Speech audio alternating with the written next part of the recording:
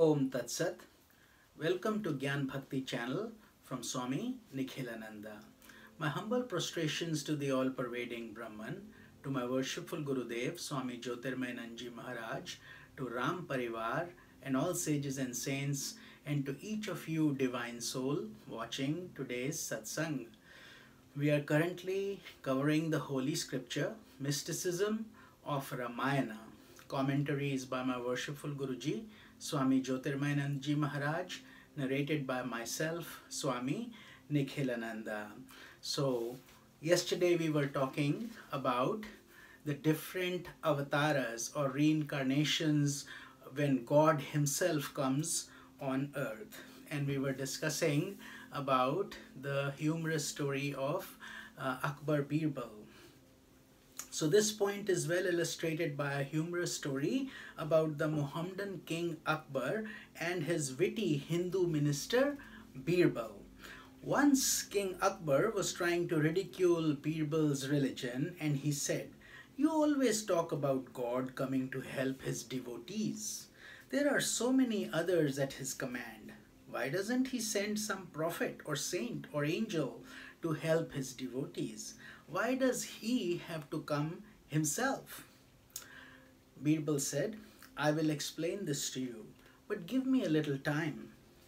Then Birbal arranged for a boat trip across the Yamuna river, and he made sure that during the trip, Akbar's young grandson would be pushed off the boat to create the illusion that he was drowning.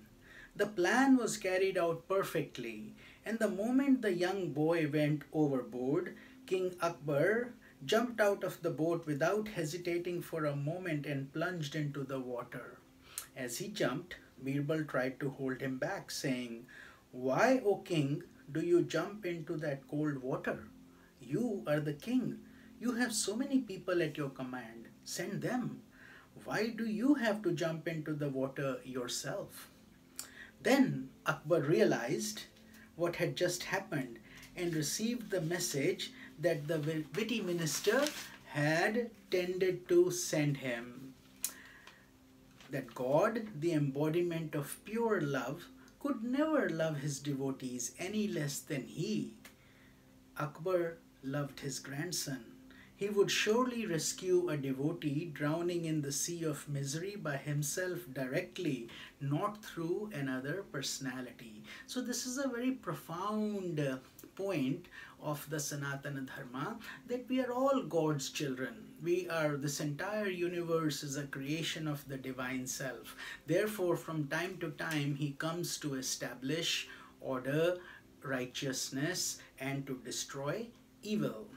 In the meanwhile, when things are going more on an even keel, he sends the sages and saints to guide humanity. So through the path of Bhakti Yoga, it is as if presented by Tulsidas ji, God touches his devotee and can be touched by the devotee directly. God is the mother of mother and father of fathers. He is sweeter than the sweetest of all relations. And if one's soul yearns for God, God plunges into the world to save him.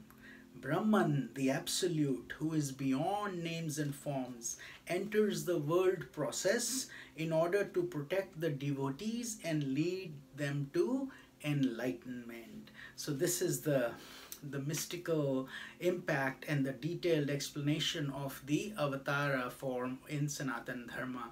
Why does God come from time to time to help humanity? And Ram is Brahman of the Upanishads. So throughout Ramayana, Tulsidas ji intertwines bhakti and jnana and touches the heart and the intellect of the readers. So we need both. We need a compassionate heart and we need an introspective mind, intellect, in such an ingenious way that the highest truths of Vedanta are imbibed before even one knows what is happening.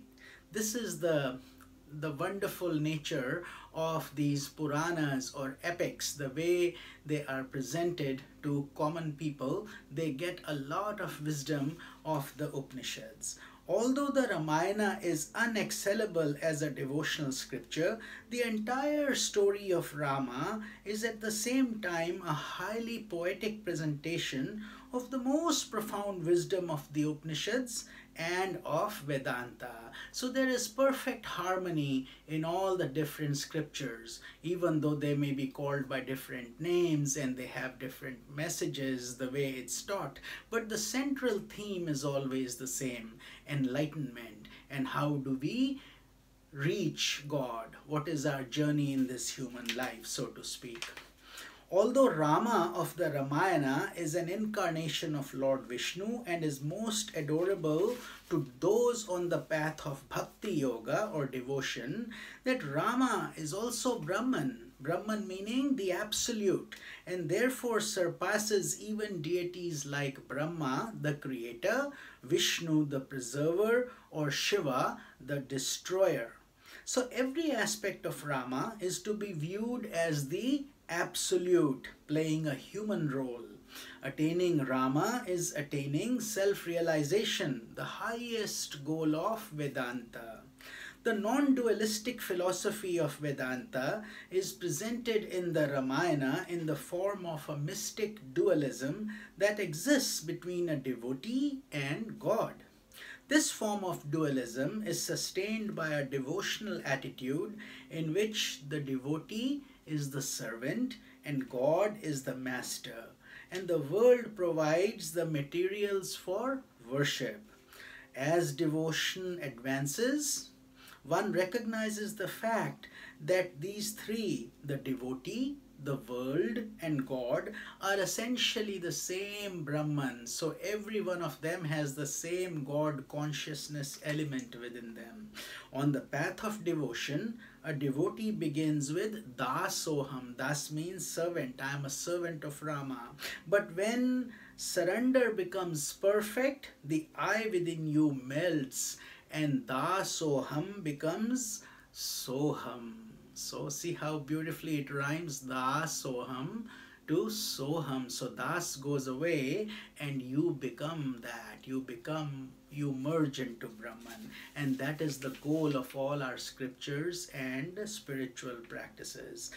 The Upanishads present a parable about two birds of similar appearance who rest on the same tree. One bird simply sits serenely while the other bird goes on eating the fruits of the tree. The bird who eats is always restless. When he pecks into a delightfully sweet fruit, he dances with joy, thinking that the next fruit will give the same delight. With that expectation, he pecks into another fruit and screeches when he finds its taste to be bitter. In this way, he continues to go from one fruit to another as the serene bird merely watches with calm amusement. This is an allegorical description of the predicament into which every soul has fallen. God within you is that serene bird ever watching a witness. But the individual soul is always restless. It is constantly eating the fruit of the world tree, pleasure and pain, joy and sorrow, gain and loss, prosperity and adversity, in a frantic search for perfection. But then there comes a time when the soul realizes that such a state will never come, and it develops dispassion. It turns towards God, the serene bird that has always been watching, and countless miseries terminate. It realizes that it is and always has been the same as that serene bird, and it realizes, Aham Brahmasmi, I am Brahman, one with the divine self. With that realization, the enchantment of duality breaks, and it too becomes serene and calm. That serene bird of the Upanishads, symbolic of Brahman, the Absolute, is Lord Rama in the Ramayana. So this is the essence of today's satsang, and we will continue this lovely holy scripture, Mysticism of Ramayana, tomorrow. Om Tat Sat.